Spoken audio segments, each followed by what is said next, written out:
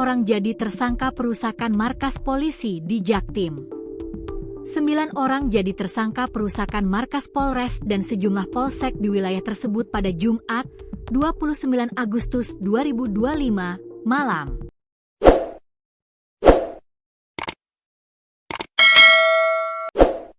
Total tersangka perusakan itu disampaikan oleh Kapolres Jakarta Timur Kombes Pol Alfian Nurrizal, Sabtu, 6 September 2025. Ada 9 sudah ditetapkan tersangka, ujar Kapolres Jakarta Timur Kombes Pol Alfian Nurrizal.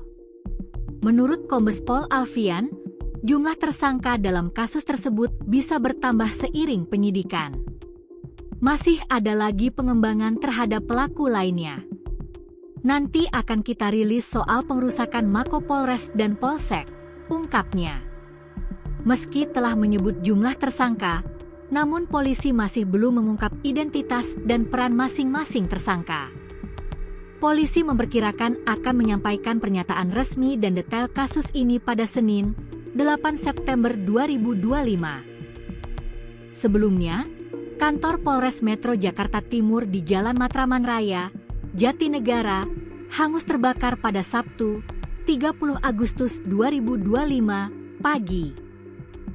Api yang berasal dari basement, tempat parkir mobil dinas, merembet hingga ke lantai 1. Puluhan kendaraan dinas ludes, menyisakan rangka hitam yang sulit dikenali.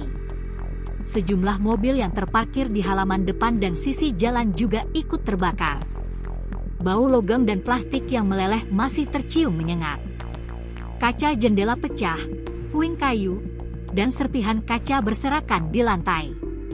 Hingga Sabtu pagi, belum ada aktivitas pembersihan maupun pemadaman lanjutan di lokasi.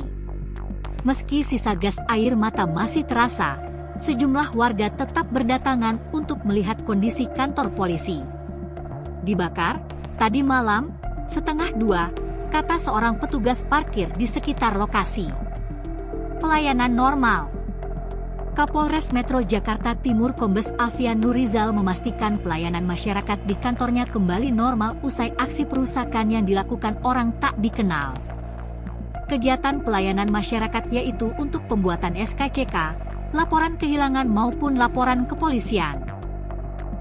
Jadi tentunya pelayanan saat ini sudah normal kembali, ujar Kapolres Metro Jakarta Timur Kombes Alfian Nurrizal saat ditemui di Mapolres Jakarta Timur, Selasa, 1 September 2025. Alfian mengungkapkan, pihaknya kini juga berfokus pada perbaikan gedung Polres Jakarta Timur yang mengalami kerusakan akibat kericuhan.